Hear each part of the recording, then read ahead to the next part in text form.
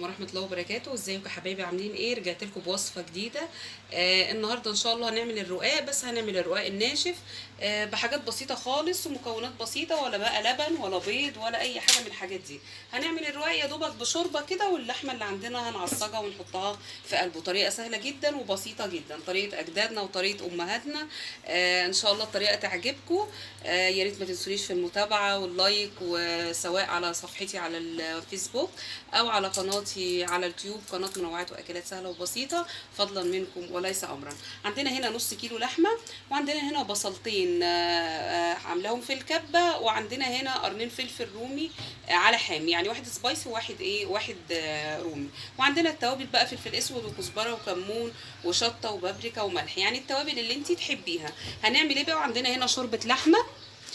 شوربه اللحمه دي لو انت عايزه مش عايزه شوربه او ما بتحبيش الشوربه في الرقاق، ممكن خالص تجيبي كوبايه لبن وكوبايه ميه ومكعب مرق، وتحطي شويه ملح والتوابل اللي عندك وتعملي بيها خالص، تسقي بيها الرقاق. يعني طريقه سهله وبسيطه، سواء كده او كده معاكي الطريقتين، والاكل ده اذواق والطريقه اللي انت تحبيها.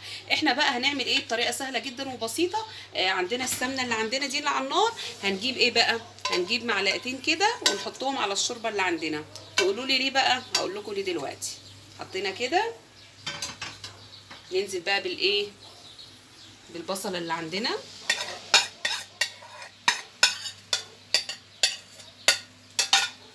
طريقه سهله جدا وبسيطه جدا للرقاق الناشف.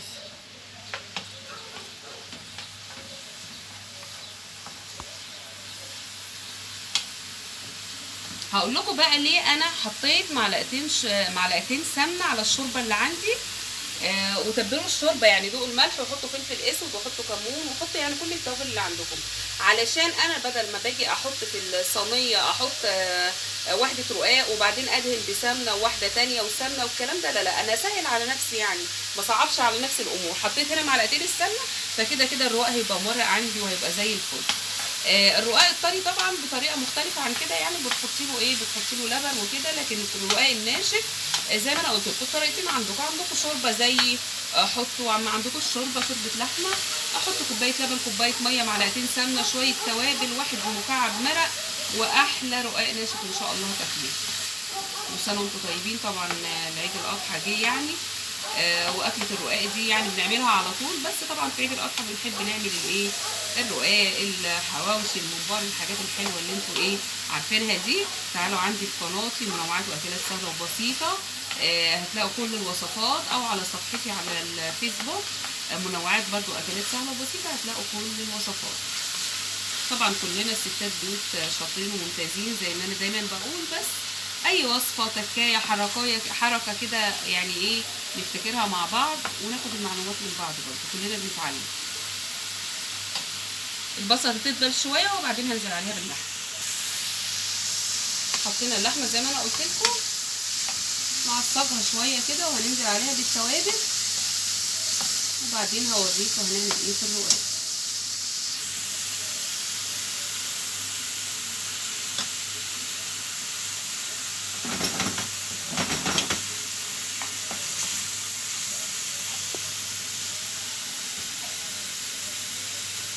ده كده يعتبر نص كيلو لحمه. انا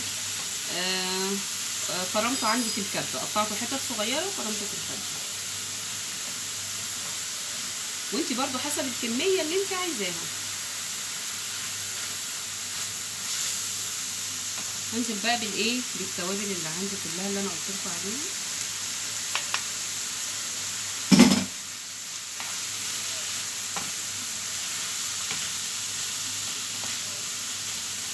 الله على الريحه يا جماعه،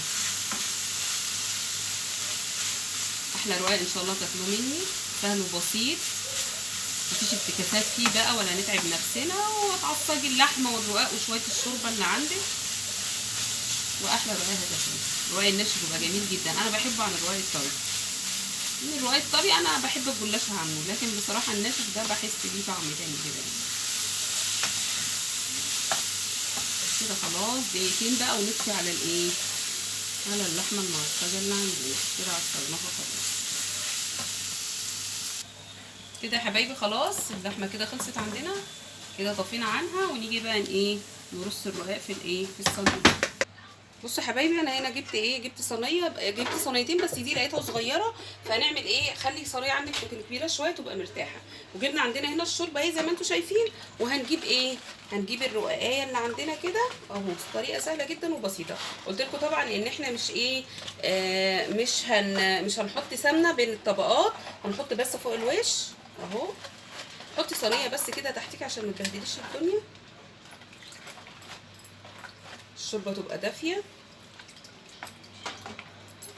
وندهن الصينيه سمنه تحت زي ما انتم شايفين، ونحط كده حلو الصينيه كده حلو. بصي انت بقى عايزه تحطي 3 تحت و3 فوق عادي خالص، حسب السمك اللي انت عايزاه، 3 و3 كويس. عايزه تحطي 4 و4 عادي خالص، حسب انت سمك القطعه عايزاها عامله ازاي عندك. خلاص كده اهو.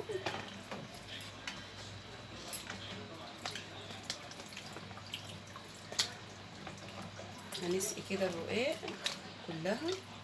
لو رقاقه مكسره عندك حطيها خالص، ما تخافيش وتقولي ان الرقاق هيبقى مكسر، لا لا. حطي 2 كده، كده 2، كده 3. كيلو الرقاق الناشف جبته ب50 جنيه، العيد ده بقى ب50 جنيه.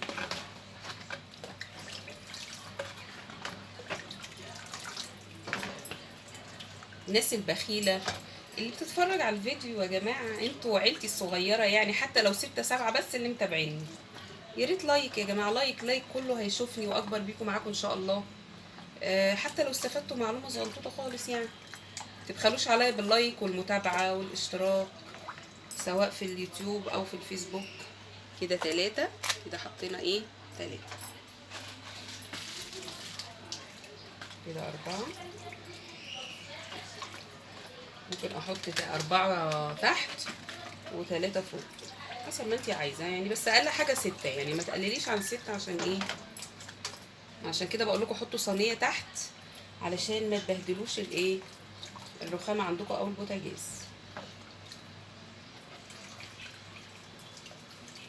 نرقيها كده بالشرطه كده 3. وبعدين اجيب اللحمه بقى واحطها، انزل بقى باللحمه اللي عندي على الرقاق. بص بيطرى، كل ما يطرى هيهبط لتحت. احنا كده حطينا الاربع ايه، الاربع رقاقات. يلا حطي اللحمه كلها بقى، هي كده القطعه تبقى قطعه، متسيبوش حاجه.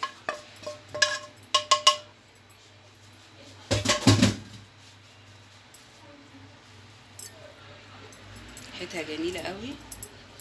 لو عايزه تحطي بقى طماطمايه مبشوره حطي، بس انا ايه الرقاق والجلاش ما بحبش الطماطم فيه يعني، حطي في المكرونه معلش، لكن ايه هاتي كده على الحروف عشان تبقى الايه.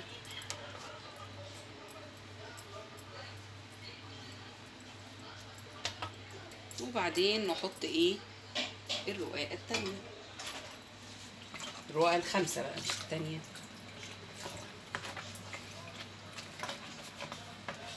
هعمل باقي الرقاق كده بقى واجي اقول لكم اخر خطوه عشان الفيديو مبقاش طويل عليكم.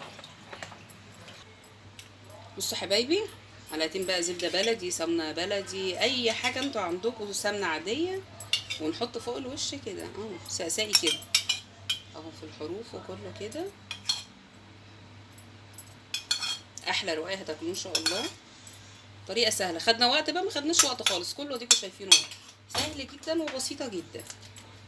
نعمل ايه بقى، نجيب مع كوبشتين شوربه كده، وايه عشان يطرى يبقى طري كده مورق اهو، مش كتير يعني، كبشتين بس. وندخلها بقى الفرن في الرف اللي في النص، تحمر من تحت ونقلبها تحمر من فوق اوريها. بصوا كده يا حبايبي، خلاص زي ما انتوا شايفين ما شاء الله، ولسه مطلعينها من الفرن سخنه اهو.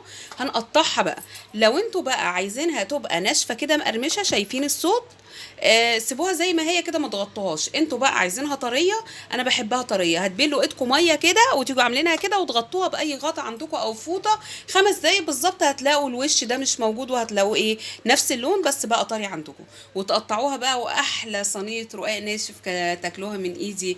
منوعات واكلات سهله وبسيطه. كل سنه وانتم طيبين، ويا رب الفيديو يبقى خفيف على قلبكم، واستفدتوا حتى لو تكايه صغيره خالص منه. والسلام عليكم ورحمه الله وبركاته.